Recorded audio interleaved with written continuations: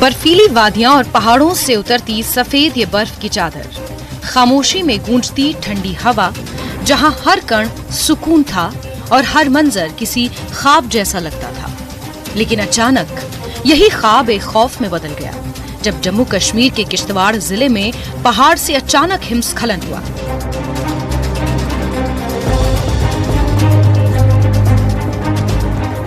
आप जो हिमस्खलन का ये डरावना वीडियो देख रहे हैं, ये वही जम्मू कश्मीर के किश्तवाड़ जिले का है जहां हाल ही में हुए हिमस्खलन ने लोगों को दहशत में डुबा दिया है।